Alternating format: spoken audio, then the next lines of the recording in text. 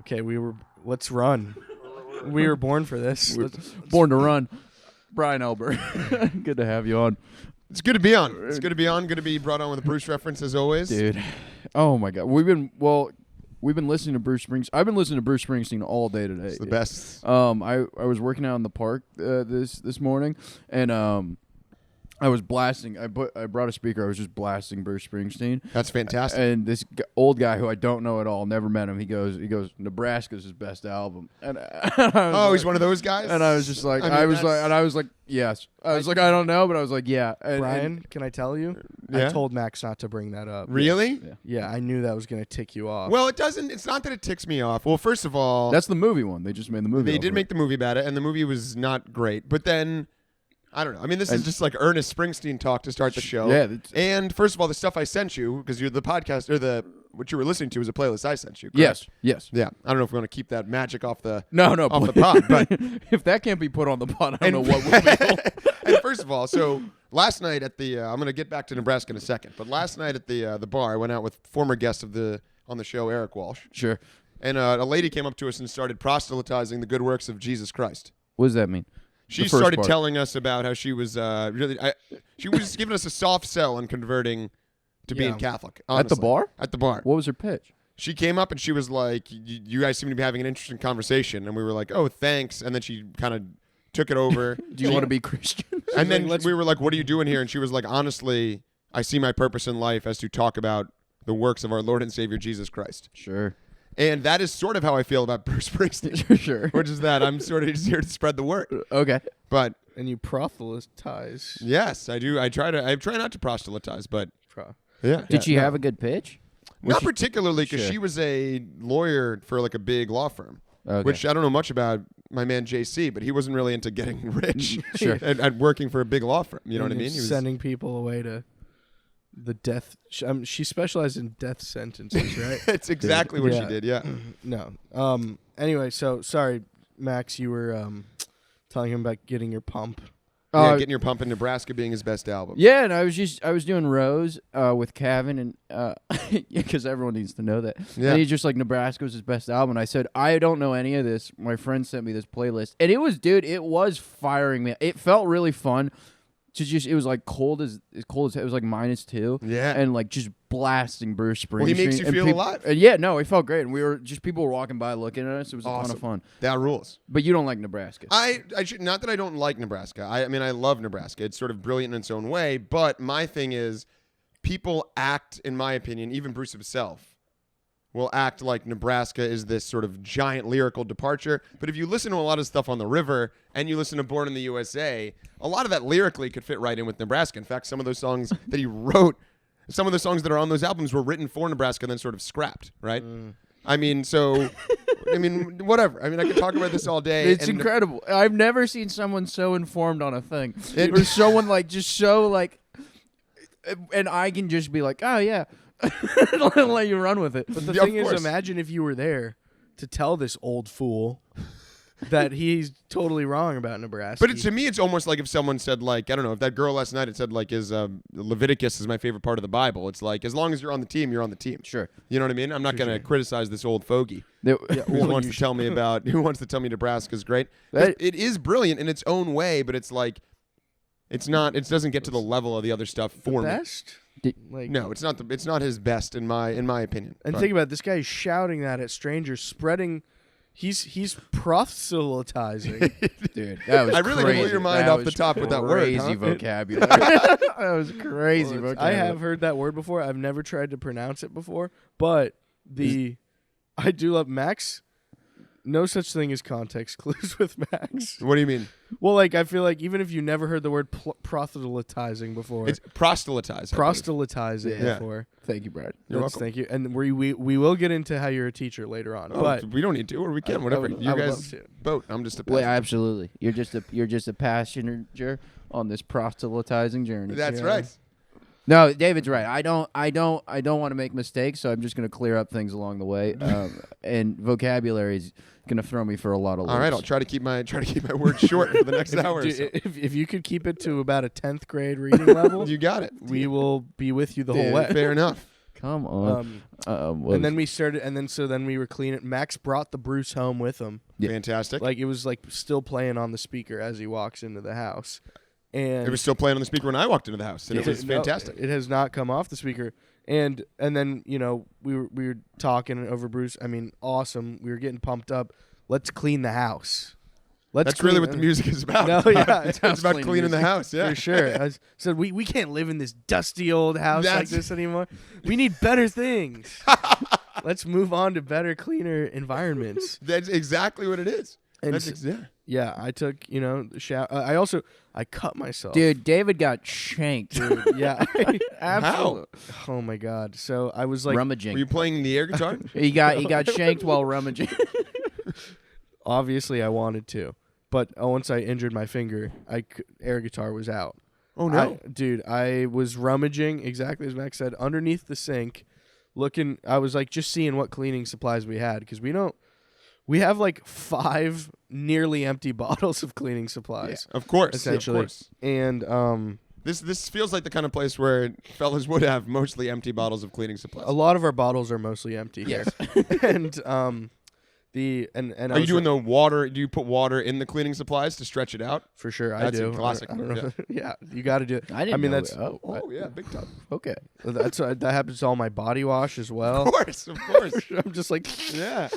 um, It's a little bit of the placebo effect. You squeeze water out of a body wash tube, you feel nice and and minty you're fresh all looking day. and you're like, this is like, I think there's one bubble in there.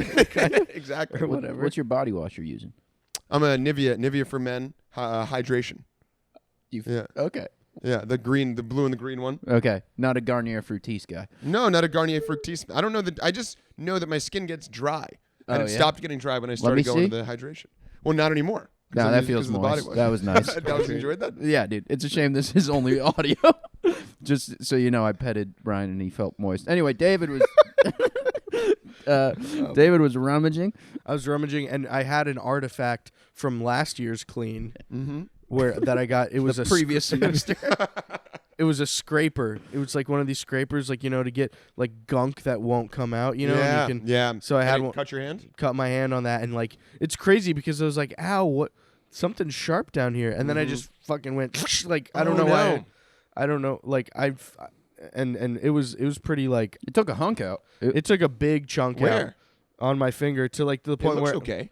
yeah I got a Band-Aid on it right now. All right. Well, and, that would explain it. and no, but like where you can when you can peel the skin back. Yeah. And then and it was like that, but there was like a chunk of meat on the skin. And When I have this scar in the back of my hand. yeah. I don't know. I mean, it's tough to see in the dark, but I have it on the Looks back good of my to hand me. that I got when I was washing a cup in my first apartment.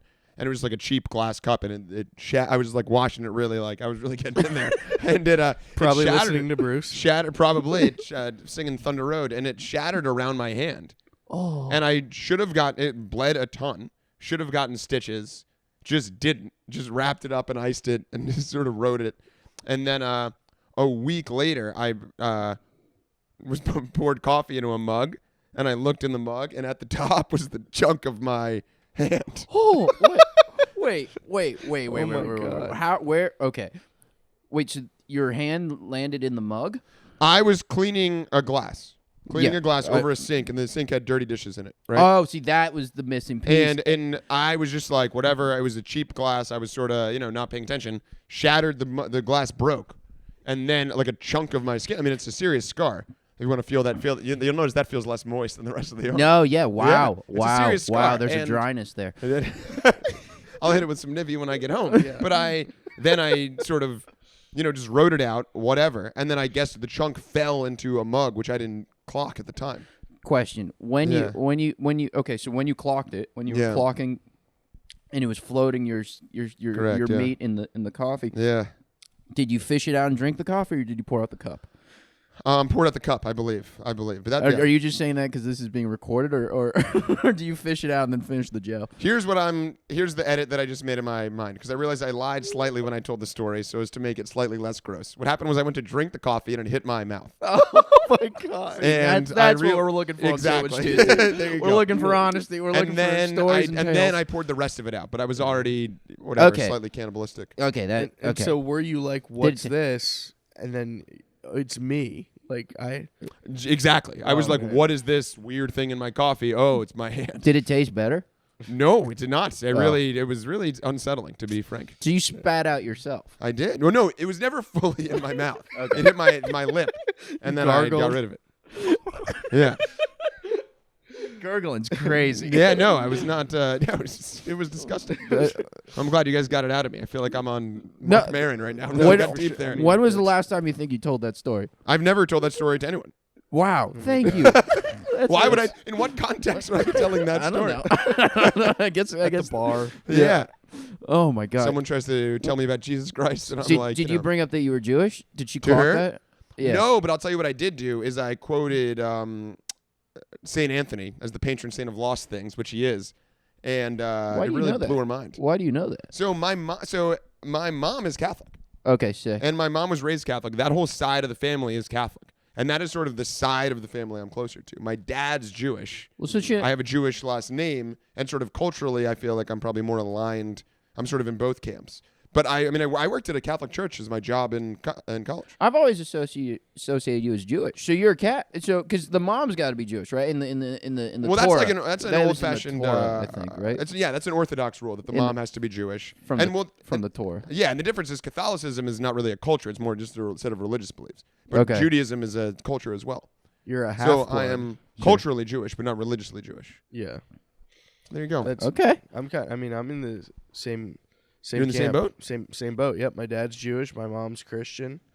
But we definitely didn't learn anything about the Bible. Really, it was mostly just like we did all the Jewish stuff. Like Yeah, you bar celebrate mitzvah. Hanukkah and Passover. And the Yeah, whole, I mean, like my mom would celebrate Christmas and stuff. of course. but Well, Christmas is way more fun. yeah. It's like it's not even a religious holiday. It's like Exactly. just like a fun, cheery, magical day. But Mhm. I think I've only ever been to like church like twice, and it was like she was trying something out. We used to go with my grandmother when she was alive, Okay. and then we stopped. Yeah. Why? Do you think both of your fathers thought it was hot that your moms were not Jewish? Like, do you think that was they were like, I'm kind of being a rebel right now? My dad's been married 3 times, so I think that the first 2 were Jews, and he was like, "We gotta mix Switch it it up." up. You know what I mean? Sure. You gotta try a different. You know what I mean? If the one formation's not working, Right. cycle it around. Try some different things with the same talent. See, my dad went opposite. My dad, now married to a Jew, he went, "This is too far." Oh, did he Too feel like far you gone. regressed? No, I think it was just I don't know. I think they got divorced, and then J-Date came out, and he was like, "Let's see what this is about. Oh, interesting. Let's find someone on my level." I know both my grandfathers were raised Jewish. One was raised very Jewish and was like really, really hated. Like he grew up in like a household where it was kosher, and then like they had a kosher kitchen. And as an act of rebellion, one time my grandfather cooked bacon in their kitchen and Whoa. like threw it on the walls. And like I think he my dad was telling me that he drove That's away. a hate crime. Yeah, like, and then apparently, like, he aggressive. like took their car and was like driving away and like crashed into a tree, and like married a Catholic woman. Like that was he was going to marry a Catholic. Like it was not. Wait, did you say both of your? I'm sorry, you said both of your grandfathers are Jewish? Yes, and then both married Catholic women, and one Got it. and I Okay. think one was like a coincidence. Like it wasn't that big of it, and one was like the one that like just like ruined the kitchen was very actively married a Catholic woman. I mean, of course. Yeah. That guy sounds almost anti-Semitic with his. Yeah, he really. Well, that both my parents are atheists. Like, Yeah. and my dad was definitely raised atheist. I mean, this is kind of sad, but one of the I always remember this is when my dad was passing away, and it was just him and I in the hospital. It was like there was like 3. I don't know. The time was coming soon, and it was just me and him. And he was like, "Max, I want you to know I still don't believe in God." I was like, Oh my God. It's been a ride. It's good commitment to your ideals. I'll tell you this: when a loved one's dying, you're not trying to change their mind of anything. But some people, when they get to that stage of life, they do. They start believing No. in God. But that's amazing that your dad was that committed.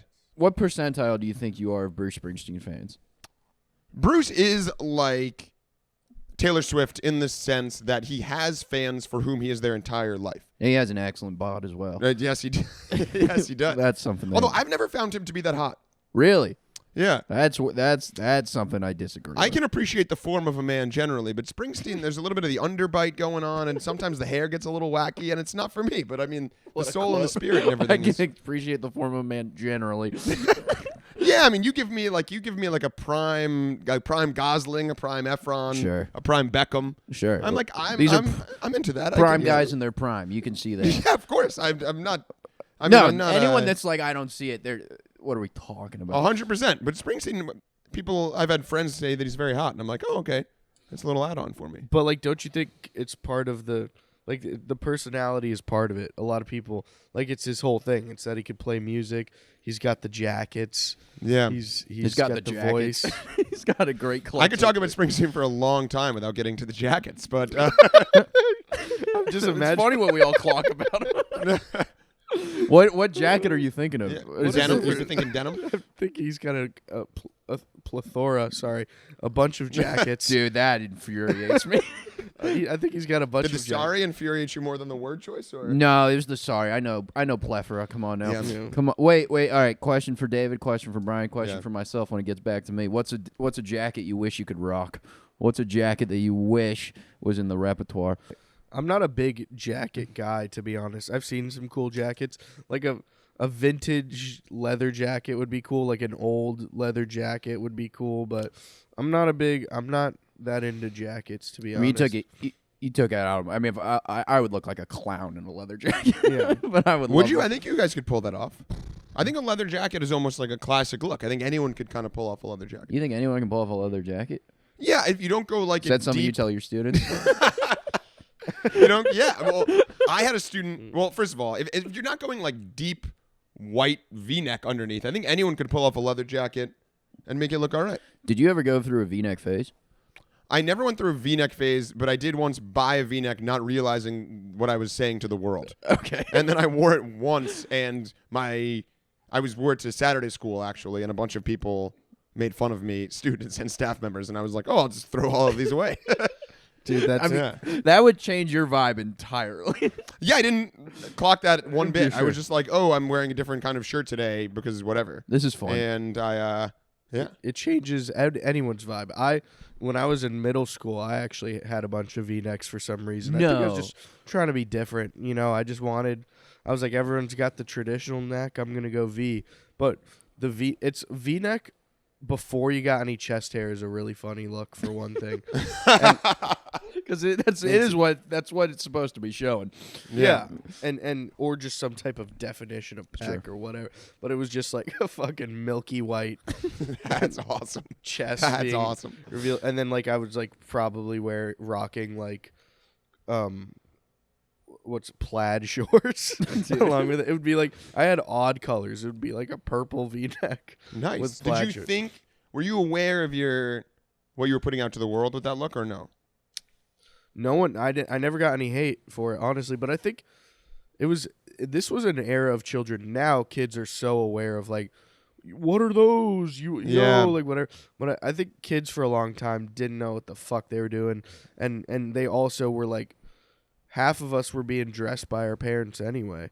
But Yeah. it's like I don't really remember ever getting like flamed for what I wore, and I didn't do any flaming either. I used to wear basketball shorts and a t-shirt everywhere. And When then did it stop? what's up? When did you stop? I stopped probably in college at some point, but people in my family used to call that the Brian uniform. But it was also like I didn't know that it was odd, Right. you know? So I would just like show up and they'd be like, "Oh, look at him wearing a t-shirt and basketball shorts." And I was like, "Yeah, you dressed me. I'm 11." You know, I don't know. What is I not supposed to do this or Yeah. Come on now. Yeah, like am I not doing the right thing? I don't know how Where are anything my works. slacks, Mom? Yeah, What are you exactly. talking about? Exactly. Oh, there he goes. We're going out to dinner. He wore basketball shorts again. It's like, well, you could have told me. Right. You know? Well, the thing too is that nothing is more off-putting than like a really well-dressed 11-year-old. I agree. I agree. It's so weird. Like when they're like clearly like it's like their clothes are too cool or too nice or whatever Yes. it is. Like it's just like, oh, dude, you don't look right. Like everyone should dress like shit until they're like halfway through high school. 100%.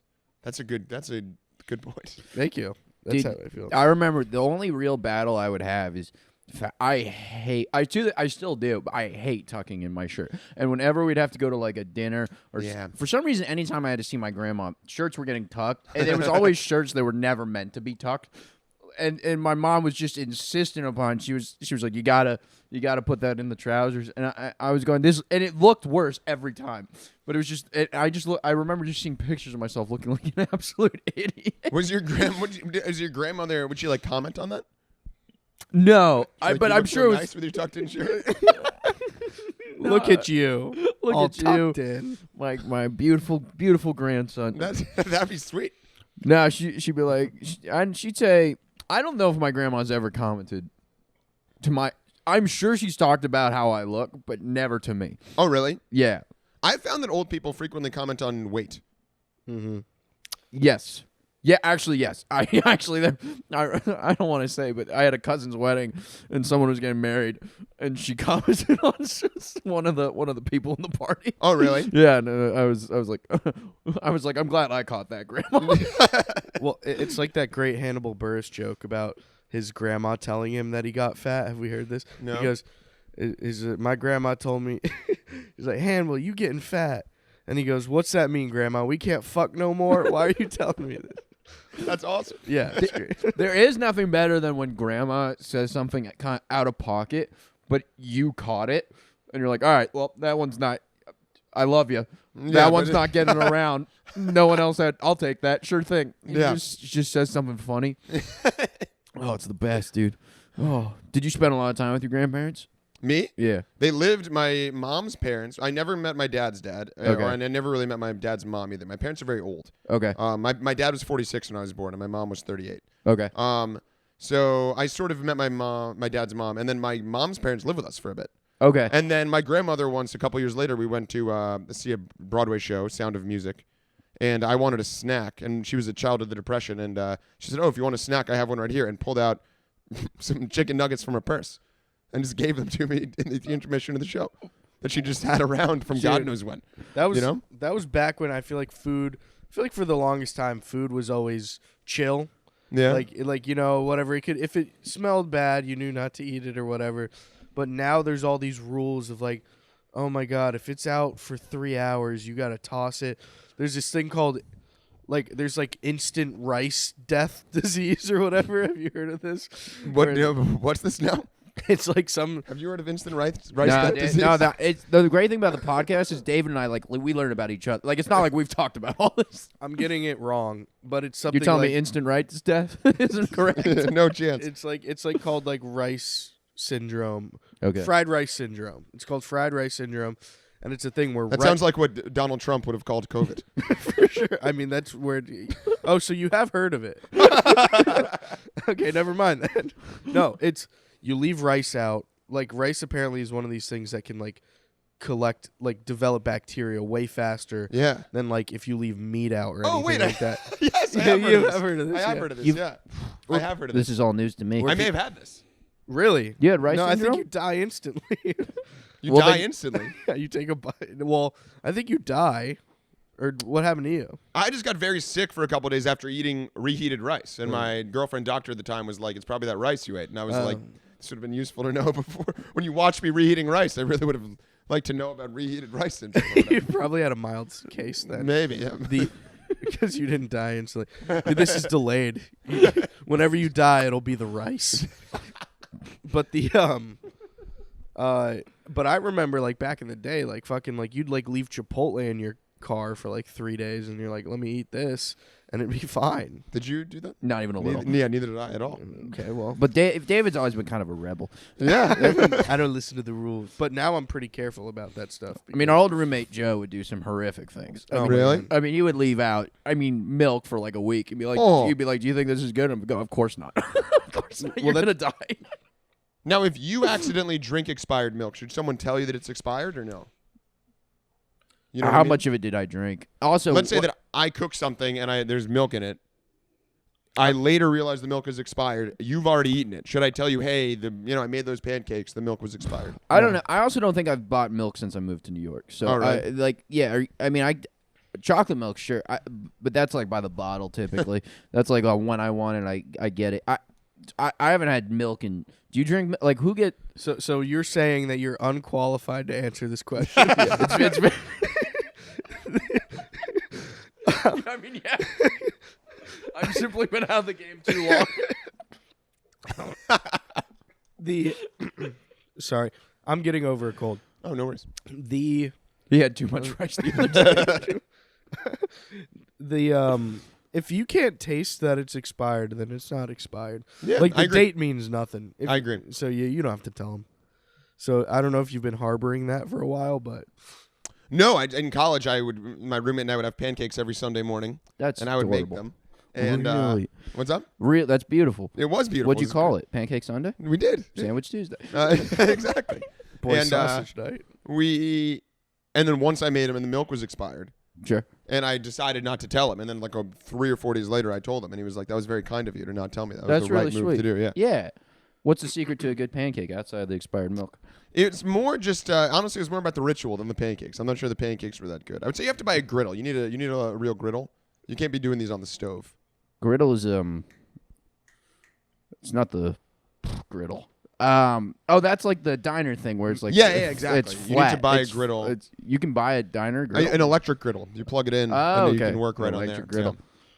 Great I'm name a for big, a band. I'm a big Yes.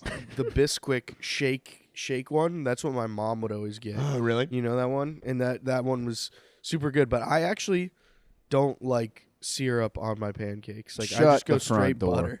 Straight butter? Wow. Sick. Straight butter and then the pancake. To me, the pancake is almost just a syrup vehicle. That's how a lot of people feel, but Have you had real syrup, or are you working mostly whatever they call it? well, let me tell you It this. was a racist name, Would you but it's toss- not anymore. I don't know. They have You're another saying name. on- The one with they used to have the lady on it. I don't know what you say. Mambajambas. No, that was Yeah. worse. That's way worse. Wait, you're not looking for her name. You're just not saying it, right? I know her name, Yeah. but I don't know if it's one of those Mrs. things. where, like- Butterworth. what's up? Mrs. Butterworth is the white one. You Oh could've said yeah, that sure. one. We can say her Wait, name. what's the not white one? Her name is Aunt Jemima. That's it. I'm so Mambajamba. Pajama.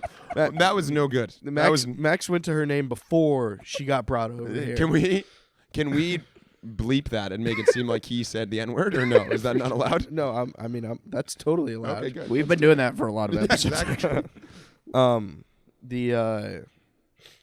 She. What was I saying? You were talking about your love for only butter on the pancake. Yeah. Oh, that's my other hot take. I actually have a big philosophy. You should see how he 'cause votes. Pancakes, pancakes and waffles.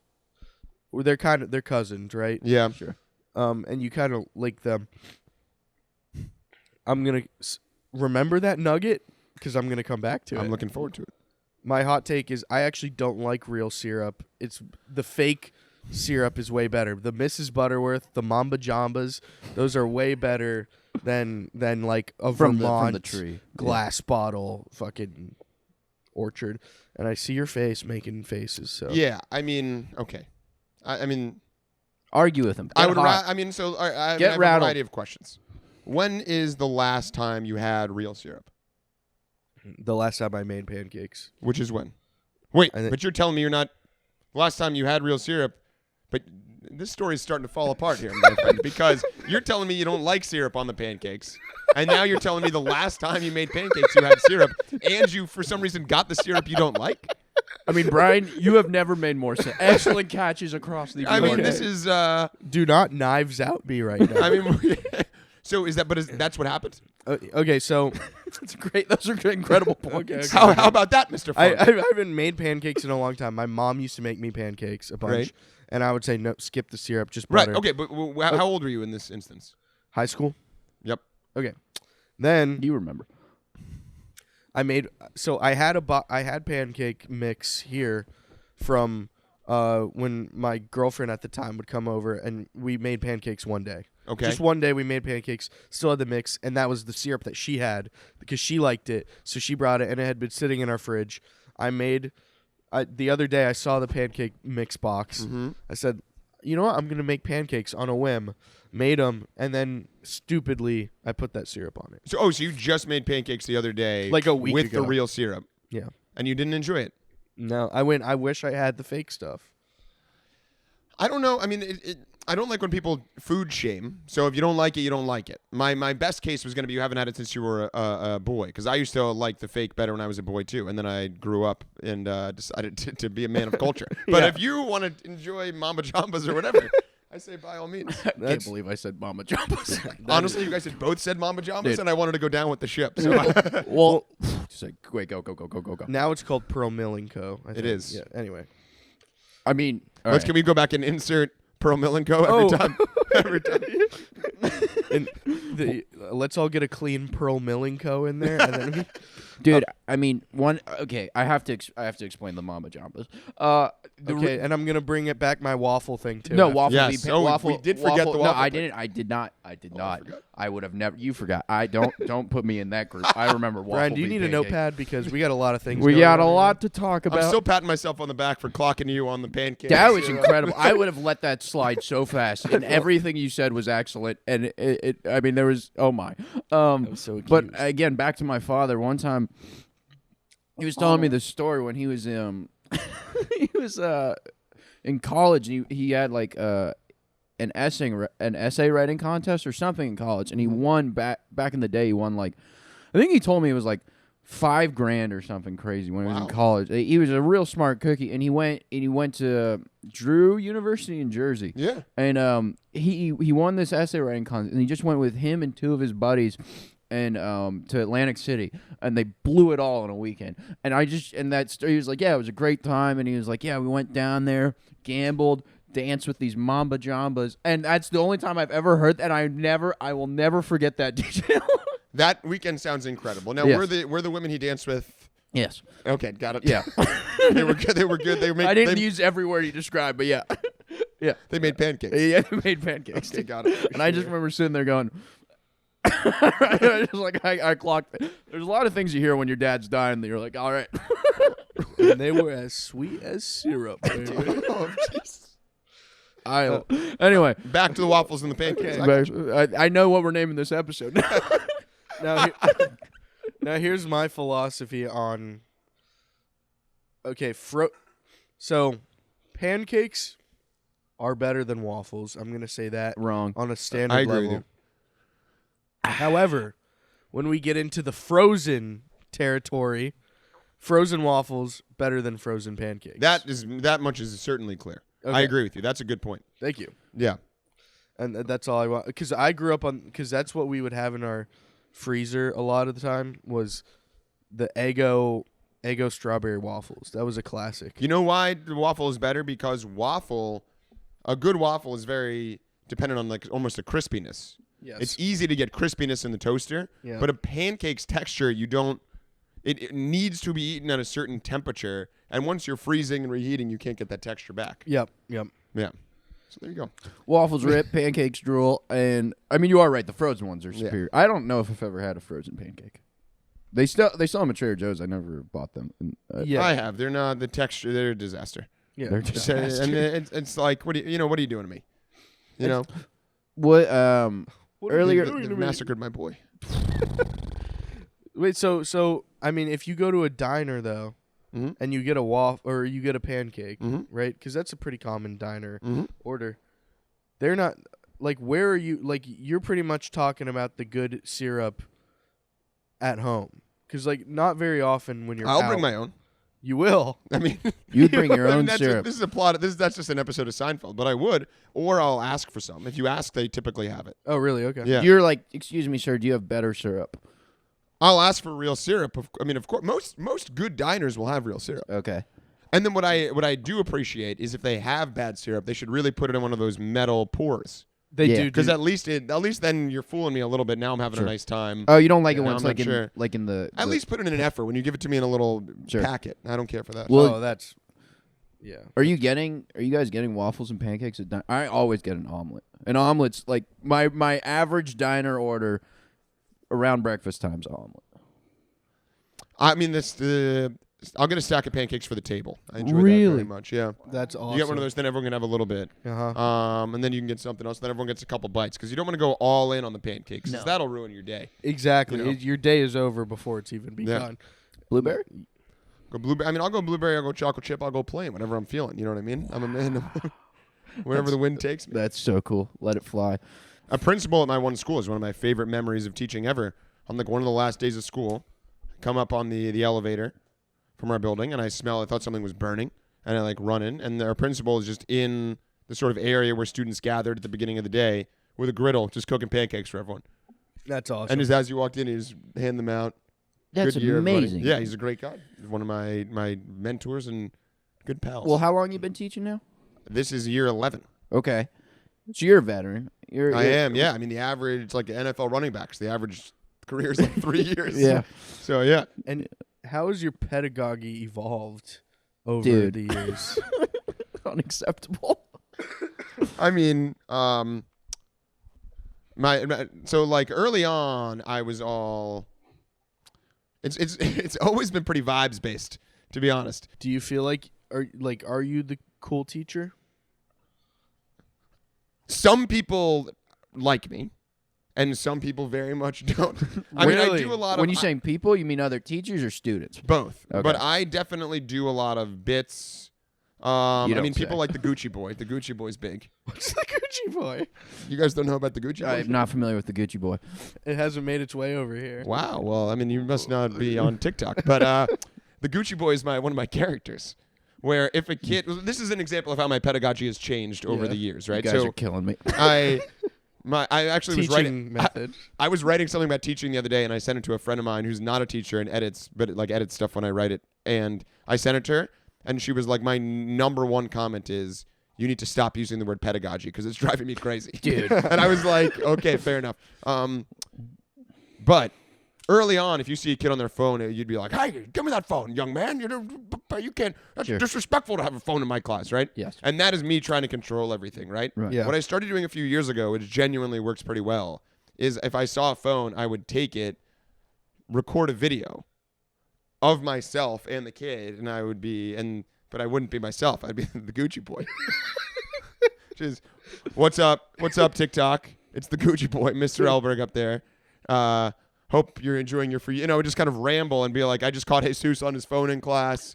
What does he do? And he should be working on this, but instead he's on his phone, checking his For You page, checking his Instacart. Where are you And then I posting end every this video. What's up? on their Instagram? Then sometimes they post it and they do quite well. Sure. And then it'll be, and then I end every video generally by saying, stay Gucci out there, deuces up, haters down, Gucci Boy forever. Wow. You've been uptown for a while. You've worked uptown for a while. And that, and I'll get emails I got a very nice email from a student at the end of the year last year. Like, okay, and it was like, Mr. Elberg, we had a great year together. I did this and that. Thank you so much. Always stay Gucci forever. That's amazing. And I'll get, yeah. That's awesome. And I get, so that, stuff like that is fun. You know what I mean? And some kids get into that. But then as you can imagine, there are some high school kids who see me doing that and are like, this guy is the biggest dork of all time. Yeah. And I'm not going to indulge him in this bit. And then there are other kids who are like, I'm here to learn math, not be an audience for your stupid TikTok bits. Right. And so do the kids. So like, have you ever had Gucci Boy go wrong? Has anyone tried to Have the haters ever tried to come up? No. yes. Haters stay down. Deuces up. You met Bruce one time, did you not? I did. He asked to take a picture with me. No way. I was in Stockholm. I had seen him in concert the night before. Stockholm's a city in Sweden, correct? You were on fire, my friend. Their pedagogy is great, and they don't proselytize at all. Yeah, I met Springsteen in Stockholm, my friend. We'd seen him in concert the night before. We'd had tickets in the front row. I high-fived Bruce during Darlington County. Thought that was going to be the best day of my life. Next day, my friend who I was with said, every celebrity stays in one hotel here. Let's go walk by it. So we did. Security's outside. What's going on? Bruce is coming out in a minute. We were like, great, we'll stay. He went around. He signed everyone's stuff, did a lot of stuff, signed everyone, was nice to everybody, signed one girl's hand and said, New Jersey, that gets you on the beach for free. It was great. Wait, you got to pay to go to the beach in New Jersey? Some places, yeah. Oh, wow. You have to pay for like a permit. And then he came around to us, and I said, Bruce, we're from New Jersey. And he goes, I got to take a picture with the folks that came from New Jersey. And he pulled us out in the circle and took a picture with me. And then I called my parents, and I couldn't talk.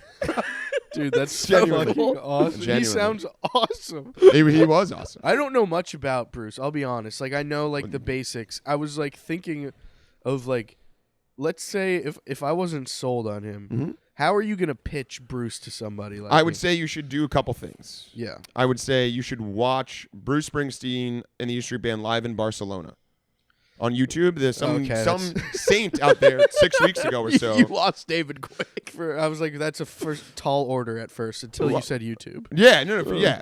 You should travel to Spain. That's really First funny. thing you should do, go see Bruce Springsteen in Barcelona. No, I would. You're gonna love him. But some saint uploaded. That's like a famous concert. And some guy uploaded the whole concert to YouTube like 6 weeks ago for free. Oh hell Which yeah! is up there. High And quality. So people can get into Bruce now. It's high quality. It's great, and the crowd in Barcelona is like so like they're like crazy. They have like chants and they scream every lyric, and in that you really get a sense of the connection with the fans, the music, the performance, and everything. And I would say you watch that.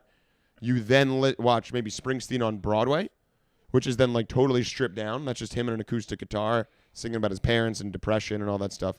And then I would That'll say hit home with David. will it actually? I mean, that that was a riff. I honestly, I feel like the music that hits home for me usually is about like heartbreak.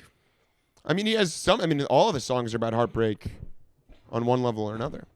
Yeah. I mean, all of the songs are about basically the sort of central theme is like trying to squeeze joy out of an often incredibly brutal existence. You know what I mean? Yeah. And being relentless in your pursuit for that joy despite everything else that's going on. Well, okay, so those are the first two, and then I mean, that's 5 hours of work I just gave you right there. So you can start with that, and then like what? But what about like like outside of the music? Is there like a because like what you're just telling me about him being like I got like he seems charming as hell. well, it's a character. Yeah. He's playing a character, which he would admit too. Yeah. His entire thing. I mean, he's an introverted, depressed, guy who grew up as like. I mean, if you listen to the most recent episode of Brian Elberg and the East Street Fan, I talked about. He grew up.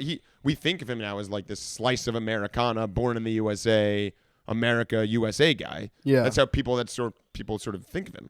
But he grows up. He's like a hippie, lefty guy, long hair. Sort of way out there guy, like an outcast in society. Yeah. Who then connects and is able to sort of write songs that capture the American, imagination or whatever. And then he sort of gets propped up as this like USA guy, which he never even wanted. I mean, he told Ronald Reagan to stop playing his songs, which is pretty so awesome. how did that like USA guy come about? Like how did that get forced? Well, he wrote the song Born in the USA, which Yeah. is about mistreating veterans from Vietnam. But he wrote that for Nebraska, ended up using it later on.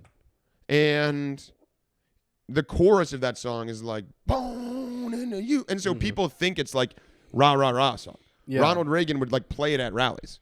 And Bruce hated Ronald Reagan and told him to stop. What are your opinions on him? On Ronald Reagan, I Yeah. mean, the most overrated American political figure of all time. Just a terrible, terrible man. I've been saying that for weeks. Yeah, he's just sincerely awful, and a lot of the problems in America started really kicked off with him. Dude. Finally, we had that set on the pod. I mean, exactly. Write it down, check it. Just gave Wall Street whatever they wanted, and that's where a lot of the problems of the last generation really. Sure. Who's the most underrated American president? Taft. President? Yeah. Or figure. Lincoln was pretty huge. Jimmy Carter. Oh. Oh. No, all right. Lincoln. Well, Lincoln's money, but Yeah. And He's people so don't- money, and he does know it. That's yeah. And because are you really saying he's underrated? Yeah, I mean, what he He's did. rated number one. Most people would say. Reagan's the most underrated president. No, Reagan's the worst guy that's ever lived. Understood. You said Lincoln. Oh, yeah. I'm a big Lincoln guy. Of course. Yeah. Of course. But I'm Well, I love the theater as well. What about and he did a lot for theater safety. But He did. It really did.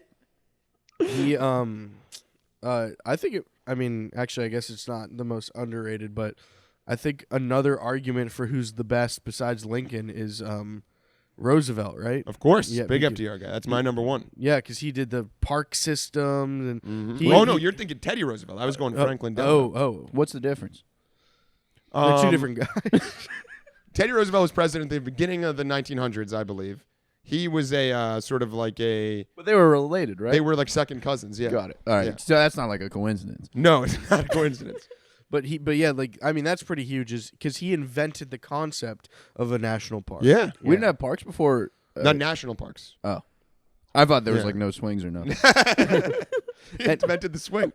And then branching off of that, FDR invented the skate park. Yes, exactly. That's huge, Yeah. man. He was in a wheelchair, and Yeah. he wanted to be able to use the half pipe. And Wait, it was, yeah. So why is FDR your guy? Just big New Deal, big like a lot of the ideas that we. I mean, this is really this is too earnest. for a You've comedy crushed podcast. every aspect of this podcast. No, this is not a comedy podcast. This is a podcast. This is about life. This is about Fair learning. enough. I mean, he's just a big New Deal guy. All you know. I mean, I always get mixed up with him and Johnson and all the different accomplishments. But Medicare, Medicaid, Social Security, minimum wage. He did all that. And I some of changed that my stuff. answer. Some of that stuff is LBJ. Maybe Medicare is LBJ. But the New Deal is essentially all these programs that if they got introduced now, everyone would say they were socialist, leftist programs. But we can't have people pay for other things, for poor people. Yeah. But FDR just sort of like did it. All the works programs, getting people back to work, ended World War II. Didn't end World War II, but navigated us through World War II, got us out of the Great Depression. That's huge, man. Yeah, Japanese internment is a slight, but other than that, pretty great guy. Well, no one throws a perfect game. Exactly. Do you think Born in the USA would have been nearly as successful if it was called Born in the USA? Are you high? No. Did you smoke? When I was looking over at David at some point, did you? I wanted to ask that. Yeah. Well, I mean, I think... Because I think you're the only person on earth who might give me a sincere answer to that question.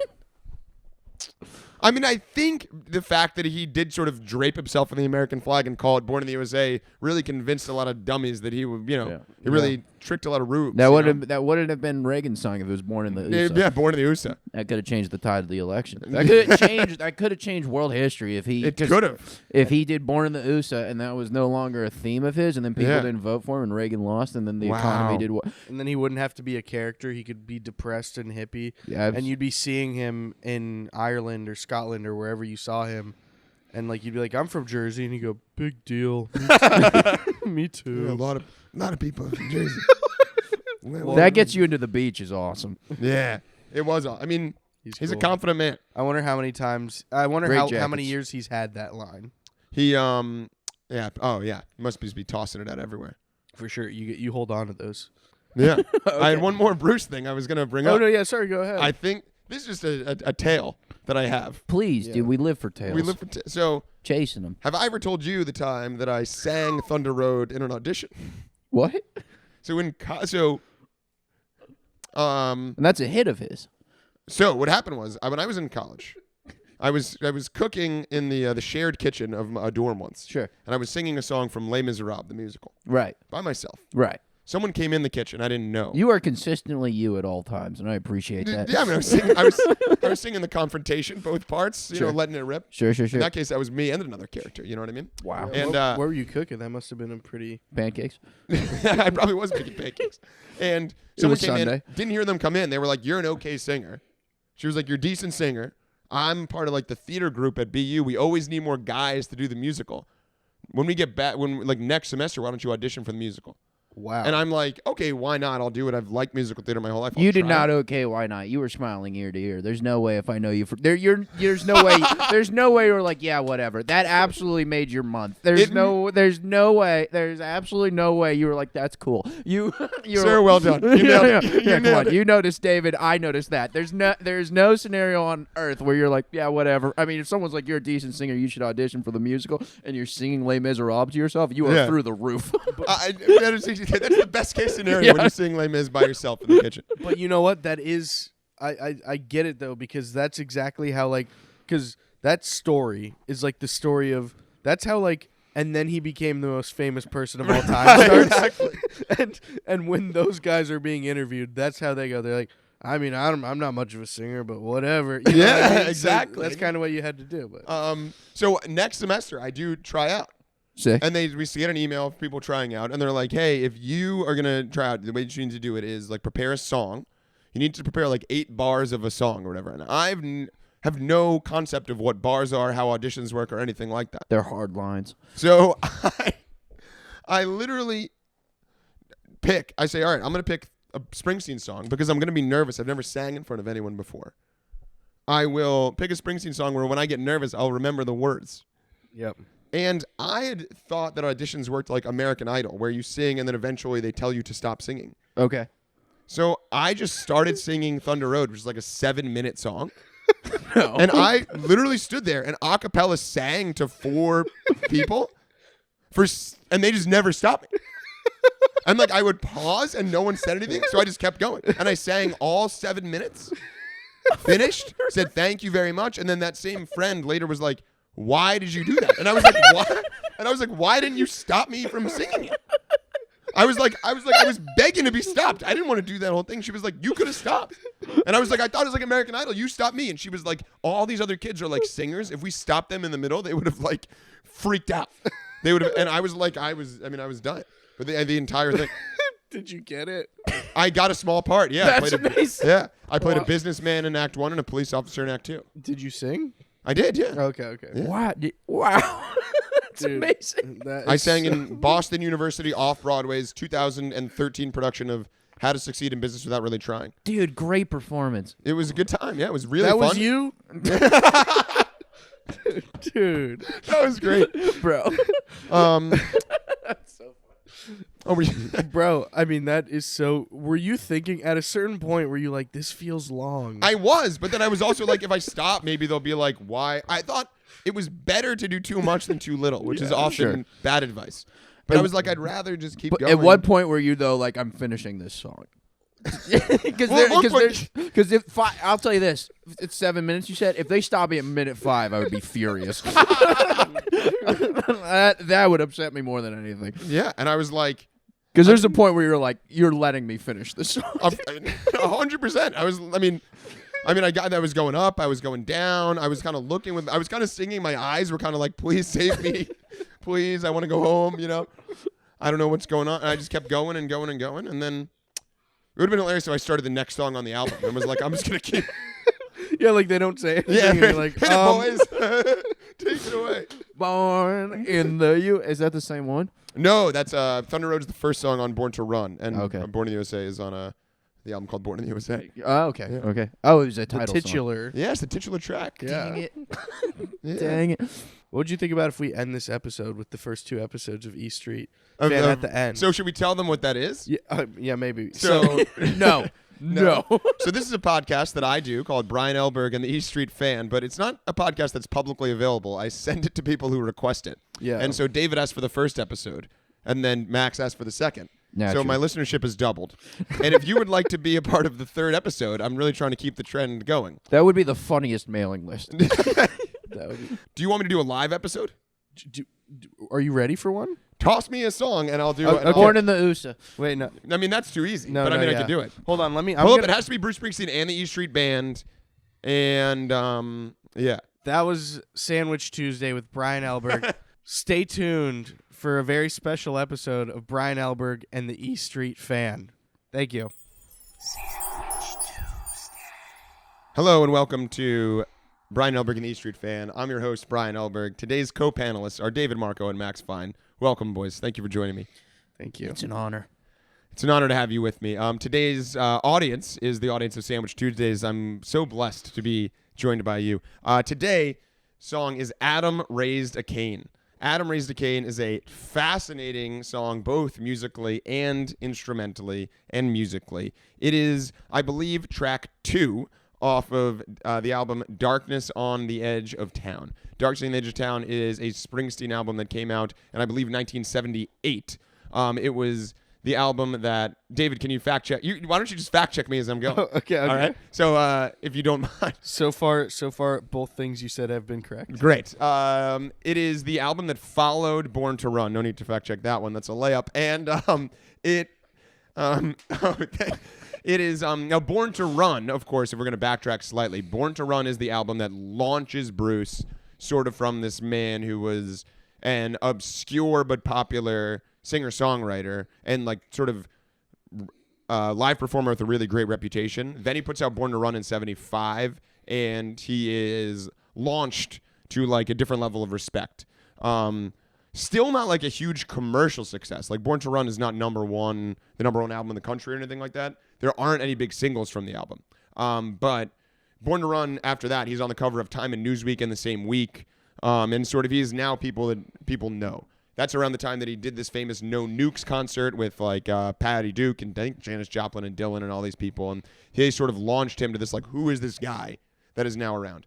Then takes a few years off and puts out this album called Darkness on the Edge of Town, which is probably, I would say, in my top 3 albums at any given time. Any given Sunday. Any given Sunday, exactly. And this is a dark album. It's a very dark album, both thematically, lyrically. It's very interesting in its darkness because it's written by a guy who is basically launching into superstardom at this point, and yet the album he makes is very dark. Adam Raised a Cain, to go back to where this podcast started, is one of Bruce's first songs. Let me check myself quickly. It's one of his first songs that is sort of explicitly about his father, right? Adam raised a Cain being Cain's dad in the Bible, as the Catholic girl crashes down from last night.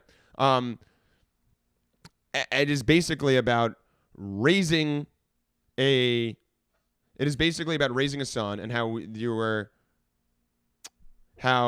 as a son, you sort of inherit all of the darkness that your dad sort of gives to you or imbues onto you, right? That's sort of thematically what this is about, right? I mean, the opening of the song is something like, yes? I'm sorry, we have to pause because Yeah? I think I saw Max make a connection in his head, and I'm 99% sure I know. Does it have to do with chicken fingers? That's Is that where Raising Cain comes from? It is. That is where Raising Cain's come I from. never knew. Yeah. Oh, I've learned so much this episode. There you go. Oh, Bruce and Adam raised a Cain. Dude. You said Adam raised a Cain, and I went Raising Cain. There you go. Oh, Max. How dude. Max, at a certain point, Max's jaw dropped like a blow-up doll waiting Because for it was. whatever. Wow. You know when there's 2 dots in this world and you didn't even know they could be connected? Yeah. Thank you, Bruce. There Thank you you, go. Brian. Thank you, the E Street Just Band. think of the consolations. I Bruce always Springsteen thought it was like songs. they were talking about a dog that was like just growing up, raising canes. No. All right. No, it's Sorry. about straight from the Bible. Okay. And not Back for to- Bruce, although maybe it is. But Adam raised a cane, baby. yeah, it's basically about, how it's about the relationship between fathers and sons and how sons inherit the darkness of their dads without even necessarily wanting it, or the dad's trying to give it to them, or the son's seeking it out. I mean, I think the first line is of the song, on the day that I was baptized, my dad held me to his chest, and as he dipped me into the water on that day, I cried, or something like. It's basically like I was born, I was my dad's son, and inherited all his darkness without even realizing it. Bruce would return to, in the rest of his work, really greatly, a lot of songs about his relationship with his dad. This is sort of where that begins. Some other songs, if you're interested in Bruce's relationship to parenting and his own dad and his own children. Later on, 2 years later on The River, he writes a really deep song called Independence Day, which is not about July 4th. It is about him gaining independence from his dad. And that song is probably one of my favorite songs that he ever wrote about his dad, where he's basically saying, let's say goodbye, it's Independence Day, I'm leaving, I'm getting away from you. And I know that you love me, and you know that I love you, and we could never really say it, and that's okay. And that's okay now. I'm leaving. I'm going to go do my own thing. And there's a great line on Independence Day where he says, something about time, and then he says, I guess in the end we were just too much of the same kind, right? That's sort of how he viewed his dad. Another great Bruce song, which has my favorite lyric about parenting and honestly teaching, to go back to where the episode was, is a song called Long Time Comin'. And in Long Time Comin', he says, if I had one wish in this God-forsaken world, it's that your sins would be your own.